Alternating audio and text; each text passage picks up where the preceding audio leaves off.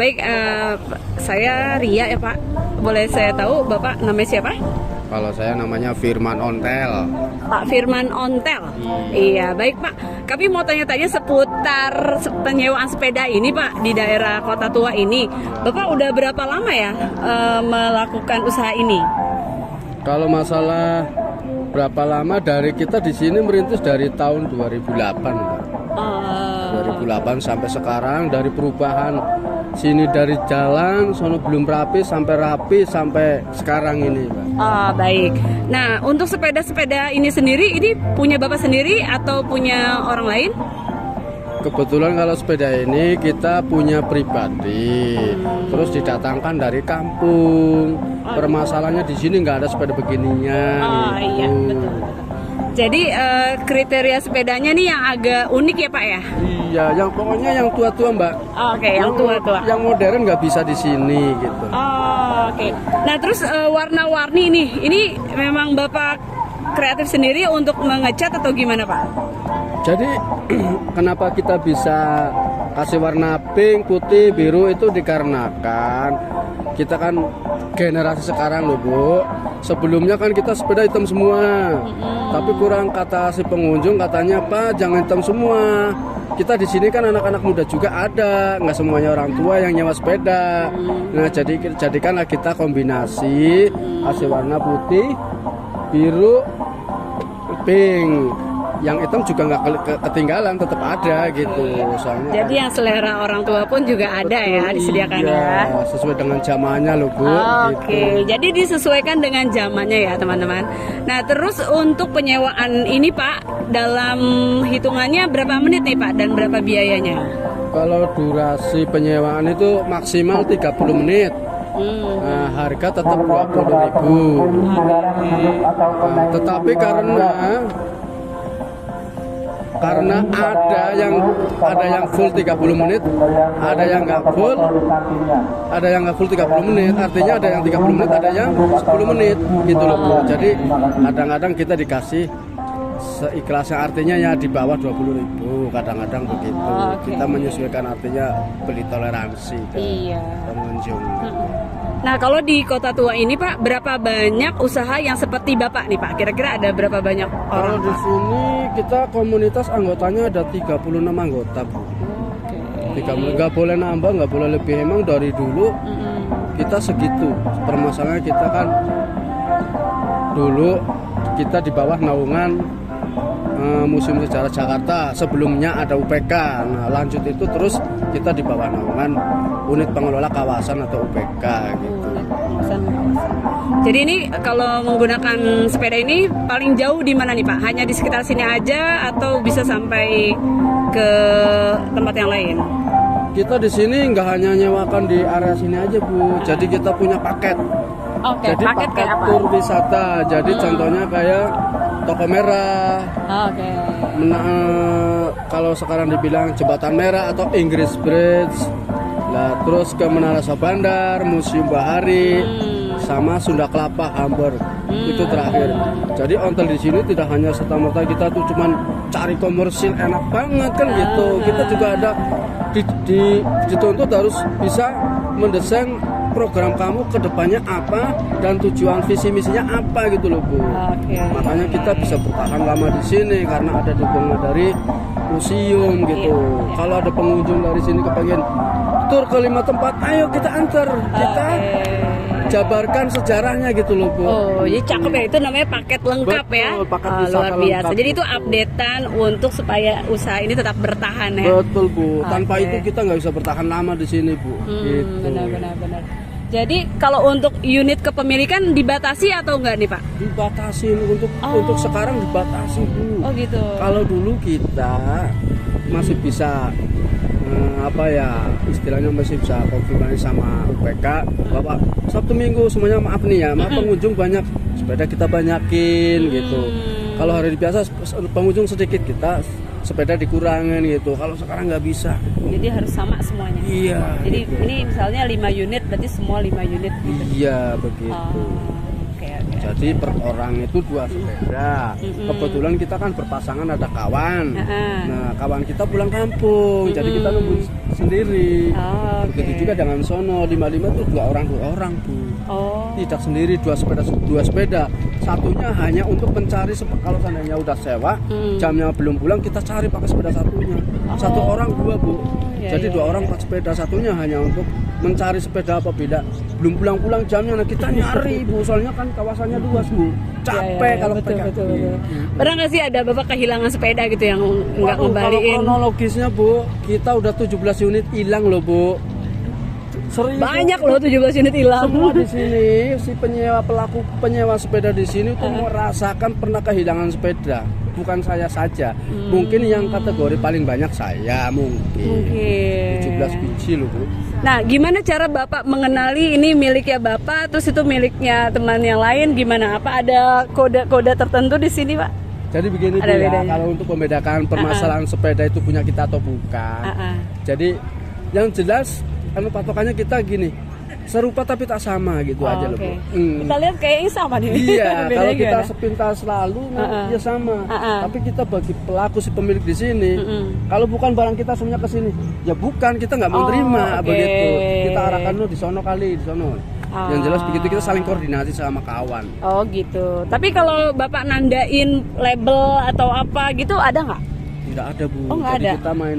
Kalau seandainya ada yang nyewa, ya kita tulis warna ini, semuanya ini kan pink sama pink, sama kita semuanya ini dulu yang jalan, kita kasih pink A, itu pink B kayak gitu. Jadi nggak ketukar waktu gitu. Oke, baik. Iya. Oke, baik Bapak. Sepertinya udah sangat lengkap ya. Terima kasih banget Pak. Ini kita mau coba sewa satu. Mau yang warna apa guys? Yang hitam kah, yang pink kah, yang putih? Yang mana nih? Yang kelihatan kayak noni Belande. Terserah selera yang mana pilih. Mau satu-satu juga boleh. Oh iya, pas kita berlima ya. Iya. Oke, baik Pak. Terima kasih ya Pak. Sama-sama Bu. Assalamualaikum warahmatullahi wabarakatuh.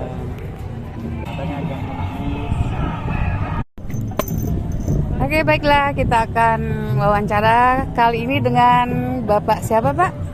Nama lengkap saya bisa dipanggil teman-teman Eko. Pak Eko. Pak Eko. Alias Laksamana Maeda. Ya, karakter saya Tadashi Maeda. Oke. Oh, ini namanya karakter ya Pak ya? Kami seni karakter Kota Tua. Oh, seni karakter Kota Tua. Kalau sepeda-sepeda kan namanya komunitas. Oke. Ya, anak-anak ini namanya seni karakter. Jadi ini perlu ide, perlu gagasan ya. Nah, Bapak sendiri Pak Eko, kenapa milih karakter ini Pak? Sebenarnya dari awal kami berdiri dan saya berkecimpung di sini, saya sudah kurang lebih 4 kali saya berganti karakter. Oh, 4 kali. Iya. Saya karakter apa aja? Yang pertama saya kan kalau saya pribadi memang ada yang baru, ada yang baru setahun atau. Nah, kalau saya dari tahun 2014. Oh, udah lama. Ya, sebelum ada penataan begini, saya dulu perform untuk karakternya sebelum ada penataan kesejarahan, saya Aladin. Oh, Aladin. Nah, kan dulu banyak banget tuh. Nah, udah mulai ini ditata dari diarahkan dari pihak dinas pariwisata, kemudian dari unit pengelola kawasan Kota Tua. Kita diarahkan untuk yang bernuansa sejarah atau budaya nasional. Oh, jadi ada yang mengarahkan ya, Pak? Habis itu pertama sekali saya berkarakter sebagai Pangeran Jayakarta. Karena kan membawa cerita Kota Tua ini. Iya. Kemudian 1 tahun kemudian saya berubah karakter menjadi Sultan Agung. Oh, Sultan Agung. Tahun 2017 itu 2017 saya berubah lagi menjadi pewayangan. Saya berperan sebagai kayak ngambil tokoh Arjuna pada saat itu. Sampai dengan pandemi. Oh. Nah, pandemi kami kan vakum tuh karena areanya juga vakum, disterilkan, ya tutup. Kemudian hadir lagi setelah dibuka tahun 2020 kalau nggak salah di akhir tahunnya. Tapi waktu masih sangat dengan keterbatasan. Nah, akhirnya saya berubah ambil ide Laksamana Maeda. Gitu. Sejak saat itu. Iya. Dan ini semua apa namanya? Perlengkapannya propertinya Bapak rancang sendiri? Oh iya, karena kami komunitas Ibu, jadi kita kan nggak dibayar ya, hanya sifatnya seni dari ini kita sendiri ya. Bentuk dari kami seperti ini, apresiasi gitu kan, orang foto atau abdikan kami gitu. Itu semua sendiri, baik saya atau teman-teman di sini semua sendiri. Tapi memang ada beberapa teman yang ya saling membantu aja gitu. Kalau saya kan dikenal teman-teman tuh lebih ke arah yang model-model seperti ini, segala properti yang sifatnya senjata atau itu biasanya saya bantu mereka. Iya, iya. Nah, tadi kalau Bapak istilahnya nggak digaji ya, berarti istilahnya pemasukan itu dari yang foto, terus ada apa namanya itu? Tapi kalau saya pribadi jujur, harga yang udah ditentukan. Enggak. Kalau dari awal kami ini memang kita komit kita untuk apresiasi seikhlasnya dari pengunjung. Oh, jadi berapapun seikhlasnya, nggak ada ketentuan, nggak ada. Sepakat tidak akan pernah ada ketentuan. Yang pasti ini lebih ke seni ya Pak ya. Sebesar apa ini ya itu masing-masing atau personal pengunjung gitu. Mereka yang senang atau puas dengan kami ya biasanya ngasih lebih. Kalau sekedar foto apa ya silakan terserah mereka seperti itu. Iya. Bagaimana dengan kondisi pengunjung? Kayaknya hari ini rame nih Pak ya. Apa ini rame atau ini memang terhitung biasa saja? Ini standar biasa saja. Nah, karena biasanya kalau untuk rame memang waktunya sore seperti ini. Memang ini lebih rame daripada tadi pagi. Dari pagi sampai jam 1 atau jam 2 itu memang sangat sepi. Maksudnya kurang. Ini udah lebih rame memang, tapi lebih rame lagi biasanya di weekend. Weekend. Sabtu Minggu atau hari libur nasional atau ada momen liburan kemarin, ada kemudian di Idul Fitri nanti itu pasti rame Pak. Oh iya. Mohon maaf nih, kira-kira bisa disebut nggak sih Pak, Bapak kalau sehari itu bisa dapat berapa gitu? Sebenarnya tentatif Bu. Kayak saya kalau menyebut nominal itu saya bingung ya. Tapi yang jelas kalau kita ambil rata-rata aja. Biasanya sih kalau yang rajin artinya seperti saya ambil contoh saya sendiri. Artinya ketika disamakan dengan mereka yang berupah minimum regional UMR Jakarta ya sebelum dibilang saya seringkali sama lah gitu. Seringkali sama. Jadi cuma memang untuk dapat sama itu kita nggak bisa pastikan. Pernah saya cuma dapat 5.000 pernah. Tapi pernah juga artinya kalau kita bilang angka ketika lagi ramai di weekend itu saya tembus di angka 400.000 pun pernah. Ya, tapi hari biasa gini ya sangat sulit. Paling kisarannya ya standar antara 50 sampai 100.000 itu bisa segitu. Cuma kalau saya pribadi memang saya di komunitas ini saya bukan suatu hal yang pokok. Saya punya kesibukan yang lain gitu. Memang sebagian teman-teman juga memang ada yang mengandalkan dari sini, pure dari sini ada. Tapi kalau saya pribadi enggak. Jadi ketika ada masalah atau kayak seperti kemarin pandemi, buat saya nggak begitu masalah. Oh, jadi Bapak punya kegiatan lain yang memang jadi sumber pemasukan. Jadi kan kalau memang saya pribadi ini Bu ya, saya perform dari pagi sampai jam 6 sudah. Maghrib nanti saya udah. Pagi jam berapa Pak mulai? Tergantung juga. Kadang kalau lagi ini saya jam 9 atau jam 10 bisa aja habis zuhur gitu. Bisa. Tapi yang jelas mau jam berapapun saya datang, saya jam 6 saya sudah selesai. Karena malam saya ada dagang Bu, tapi nggak di sini. Saya di area Pasar Ikan. Di luar Kota Tua. Karena di Kota Tua memang saya sudah dikenal sebagai komunitas seni karakter. Apa nama komunitas apa Pak tadi? Seni Karakter Kota Tua, SKKT. Ini. Seni Karakter Kota Tua. Anggota kami ada 41 karena kebetulan kenapa saya bawa karena kebetulan saat ini saya dipercaya teman-teman sebagai ketua untuk komunitas saya. Tapi ini hanya ada di Kota Tua ini ya yang. Iya, kalau untuk seperti ini cuman perform di sini, tidak di tempat lain. Tempat lain nggak ada. Tapi memang ada beberapa teman kami yang sudah nggak aktif itu. Akhirnya mereka ada yang mungkin ibu pernah ke Jungle Land, ada pernah seperti ini itu salah satu teman kami yang sudah nggak di sini. Nah, kemudian ada juga yang di Bandung dan Asia Afrika tuh saya kenal. Kiblat awalnya kalau memang seperti dari sini. Di Jogja pun ada teman saya kenal. Tapi memang kita nggak kemana-mana. Tapi kalau ada saya pribadi saya pernah diundang oleh pemerintah Kota Medan, pemerintah Pemkot Palembang untuk ulang tahun itu saya pernah perform ke sana. Seperti itu. Dari teman kami beberapa teman kami juga ada yang ke Kalimantan, ke Bali itu pernah. Seperti itu. Tapi yang pasti ini pusatnya di sini ya, awal itu di sini. Ketika sini tutup kami tidak perform kemana-mana. Nah mungkin itu komunitas yang lain. Oke Pak, terima kasih banyak. Kayaknya menarik ya. Memang perlu kayaknya generasi muda itu diperkenalkan ya.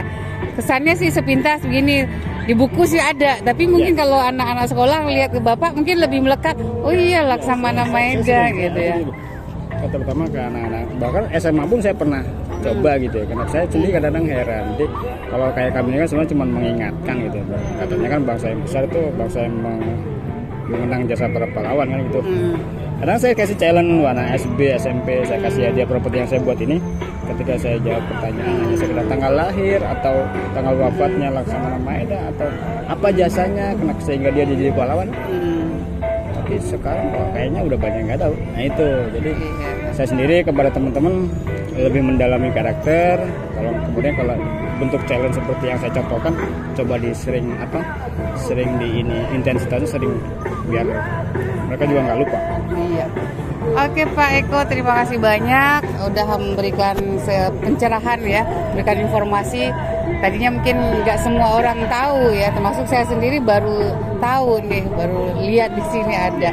Oke, makasih banyak. Mudah-mudahan selalu sukses, banyak pengunjung tiap hari. Ya, gitu aja. Assalamualaikum warahmatullahi wabarakatuh. Assalamualaikum warahmatullahi wabarakatuh. Saya akan mewawancarai salah satu pengunjung yang ada di Kota Tua. Halo, selamat sore deh. Halo, selamat sore. Namanya siapa? Mario Nananta. Oh, kamu masih pakai baju seragam? Ini baru pulang sekolah ya? Iya, baru. Oke. Mau tanya-tanya beberapa pertanyaan boleh ya? Boleh. Ini udah yang keberapa kali datang ke sini? Baru yang ketiga kali sih. Oh, berarti udah lumayan banyak ya? Ngapain aja kalau ke sini? Biasanya sih kan ngiter-ngiter keliling. Oh gitu. Terus yang kamu dapetin di sini apa aja? Yang kamu cari? Oh, yang kamu cari di sini apa? Biasanya saya mencari kayak spot foto terus kayak sumber-sumber sejarah gitu. Ada yang udah dikunjungi nggak? Misalnya museum apa di sini? Ya belum sih, tapi lagi tuh pernah mampir ke Museum Mandiri. Museum Bank Mandiri. Terus di sana ada apa aja? Kayak ngejelasin gitu tentang sistem keuangan gitu, prosedur, apa perbedaan uang palsu dengan uang asli. Oke. Nah selain itu daya tarik yang membuat kamu datang ke sini itu apa sih? Dari nih pemandangannya sih enak, sama ya sejarah sih, kalem di sini enak. Ya berarti pemandangannya ya jadi tersi sama sejarahnya gitu ya Kota Tua. Biasanya kesini sama siapa? Kadang-kadang sih paling sering sih sendiri kalau lagi iseng. Kadang bareng teman juga. Temen apa pacar? Teman. Gak boleh pacaran ya anak sekolah. Iya. Terus biasanya kalau di sini tuh yang paling enak itu di tempat sebelah mananya? Saya sebelah sini sih enak, kalau lihat-lihat pemandangan dari sini enak tuh. Ke sini. Oke. Terakhir ke sini kapan sebelum hari? Terakhir sih sebelum tahun baru. Kayaknya tanggal 9 dah, Desember.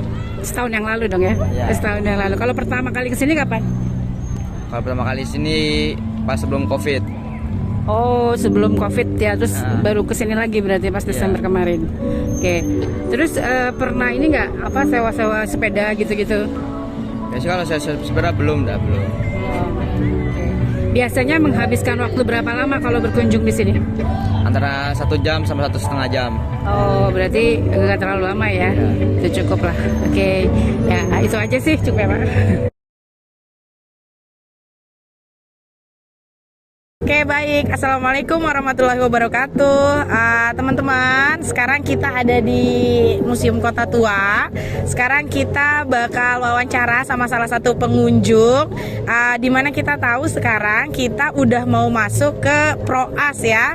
Nah, pada Proas PPKN kali ini kita akan mengangkat materi tentang good citizen. Nah, sekarang kita udah punya satu narasumber nih. Sorry. Nah, sekarang kita sudah punya satu, apa sih sebutannya? Ya. Oke, baik. Sekarang kita udah punya satu narasumber. Langsung aja, Kakak. Halo, Assalamualaikum. Kakak namanya siapa? Ade. Kakak Ade ya. Kak Ade dari mana? Dari Depok. Dari Depok. Kak Ade sekolah? Udah lulus. Udah lulus. Iya. Oke, baik. Kak Ade, di di negara kita ini kan tahu ya, salah satu ciri dari good citizen itu adalah taat sama peraturan. Menurut Kak Ade, apakah sekarang warga negara Indonesia itu udah jadi warga negara yang patuh atau taat aturan semua belum sih? Rata-rata sih patuh ya. Terus di lingkungan sekitar juga bagus, pada rapi-rapi. Tapi ada juga kan? Ada juga yang enggak. Oke. Kade sendiri pernah nggak sih nggak taat aturan? Bisa dibilang ya. Oh iya, pernah lah ya pasti. Nah, kayak contohnya apa aja tuh Kade? Suka buang sampah sembarangan gitu. Terus apa lagi Kade? Apa ya? Banyak. Kalau lalu lintas gimana Kade? Sering ya. bagus juga. Contohnya apa Kade? Apa ya? Nggak pakai helm mungkin atau? Iya, sering lupa bawa helm. Oh gitu ya Kade. Tapi buat contoh aja sih, lain kali nggak kayak gitu lagi. Oke, makasih banyak Kak Ade buat menjawab soal-soal dari kami. Sampai ketemu lagi. Assalamualaikum warahmatullahi wabarakatuh. Assalamualaikum warahmatullahi wabarakatuh. Halo anak-anak semua kelas 9. Balik lagi dengan Pak Gugun di proyek akhir semester atau proyek akhir sekolah. Nah, hari ini Bapak dan Bu Indi sudah ada di Kota Tua. Nah, kita sudah bersama dengan salah satu narasumber. Boleh siapa sebutkan namanya, Mas? Mas Haji, Mas Aji. Oh, Mas Aji tinggal di mana, Mas Aji? Depok, Orang Depok. Oke, Mas Aji orang Depok. Kesini naik apa, Mas Aji? naik motor. Naik motor. Oke, kesini naik motor ya. Naik motor udah punya SIM? Belum sih. Belum punya SIM? Belum bikin. Nah, kebetulan yang mau kita angkat ini contoh ya. Contoh bahwa salah satu yang mau kita bahas di sini adalah perihal good citizen. Jadi menjadi warga negara yang baik itu seperti apa. Nah, kita ngambil beberapa contoh. Nah, bukan Mas Aji ini contoh yang buruk enggak, tapi kita bisa belajar dari Mas Aji ini. Nah, menurut Mas Aji, kira-kira orang Indonesia tuh udah perilakunya udah bagus-bagus atau masih ada yang perlu diperbaiki nggak sih Mas Aji? Ya, menurut aku sih ada yang perlu diperbaiki. Apa aja? Ya kayak buang sampah sembarangan, terus rokok itu kan rokok puntungnya sering buang, ya. Terus apa lagi Mas Aji? Terus ya sering kalau di perjalanan itu apa sih yang lampu merah sering robos. Oke. Suka robos lampu merah. Nah, kalau di sosial media kira-kira perilaku warganet kita tuh udah bagus belum sih Mas Aji, menurut Mas Aji? Menurut aku sih bagus. Iya.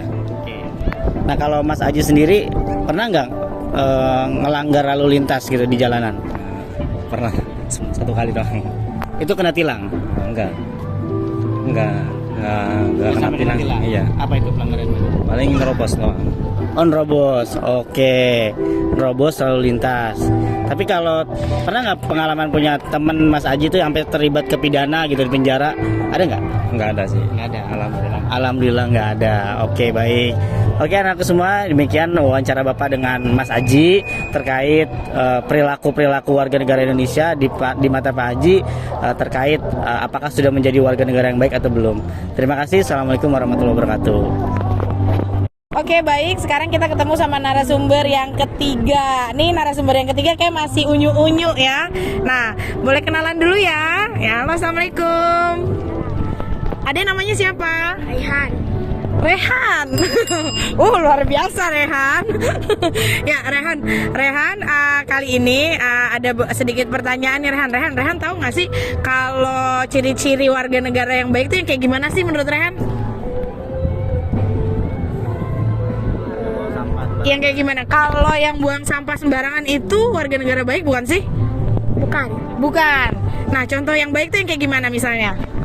Yang nggak buang sampah sembarangan. Yang nggak buang sampah sembarangan deh. Nah, kemudian Rehan kalau Rehan pernah nggak sih melanggar peraturan di sekolah atau dimanapun, pernah nggak sih?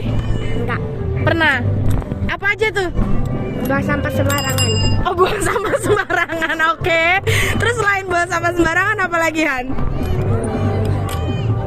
Udah. Ngerjain PR gitu, ngerjain PR tepat waktu gitu? Ya. Selalu. Oh, Rehan ini anak yang baik ya. Oke, baik. Kemudian kalau pelanggaran lalu lintas pernah nggak? Enggak pernah. Ya Rehan ini masih masih polos banget dan emang kayaknya nggak pernah ngelanggar ya nak ya. Bagus banget ya, mudah-mudahan Rehan konsisten sampai dewasa jadi warga negara yang baik ya. Makasih banyak Rehan. Assalamualaikum.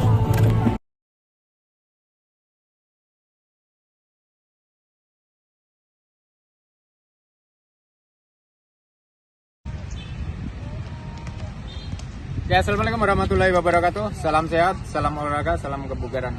Baik, kali ini Pak Sudi akan memberikan satu gambaran tentang akhir proyek kelas 9 yang kali ini akan ditekankan pada aktivitas kebugaran atau unsur kebugaran. Nah, apa saja aktivitas atau unsur kebugaran yang akan dijelaskan? Kita lebih baik akan mencari salah seorang dari responden yang sedang beraktivitas di lapangan ini. Untuk itu, mari lebih baiknya kita temui untuk berbincang-bincang. Yuk.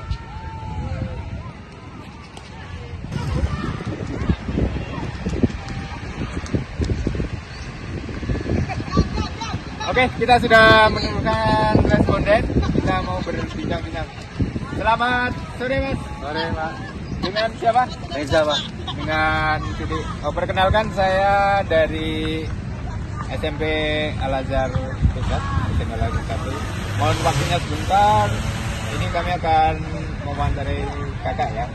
Ini kegiatan untuk proyek akhir anak-anak kelas 9. Nah ini Mas, sedang apa nih di sini, Mas? Saya mau olahraga, Pak. Oh gitu ya? Emang sudah sering belajar olahraga ini? Ya, kalau saya olahraga itu seminggu 3 kali, Pak, habis pulang kerja. Nah ini gini Mas, di proyek kami ini kami tekankan pada unsur kebugaran, aktivitas kebugaran ya Mas ya. Jadi saya pengen sedikit tahu nih dari Mas yang sudah biasa melakukan aktivitas. Nah ini kira-kira bentuk apa saja nih Mas aktivitas kebugaran yang biasa Mas lakukan nih? Model-modelnya nih. Biasanya saya itu lari mengelilingi stadion dengan waktu 30 menit. Habis itu langsung saya melakukan walkout sendiri, body walkout. Ya. Itu rutin ya Mas? Seminggu 3 kali, Pak. Habis pulang kerja. Nah kalau unsur tadi kan lari berarti ada speednya gitu ya, kemudian endurance, ketahanan dan segala macamnya kayak gitu ya. Nah kira-kira manfaatnya nih Mas, pengen tahu nih manfaatnya sebenarnya kalau negara kami orang awam gitu ya. Ini manfaat untuk apa namanya kesehatan atau mungkin untuk apa namanya jasmani kebugaran kita apa itu Mas kira-kira dari yang pertama kenapa saya melakukan olahraga? Yang pertama itu menjaga kesehatan, yang kedua itu agar ketika saya melakukan aktivitas sehari-hari itu tidak gampang lelah dan juga saya bisa terjaga kondisi badan saya. Oke. Mas, terakhir nih, minta maaf nih. Boleh nggak kira-kira kalau saya minta melakukan contoh apa Mas kira-kira yang biasa lakukan ya? Ya, saya mencontohkan nanti mungkin push up ya Pak? Boleh. Coba gimana Mas? Oke, yang saya lakukan posisi dari atas, lalu badan sejajar dan turun ke bawah bersamaan. Ya, saya rasa cukup Mas. Gerakan push. Berarti ini untuk melatih otot apa Mas?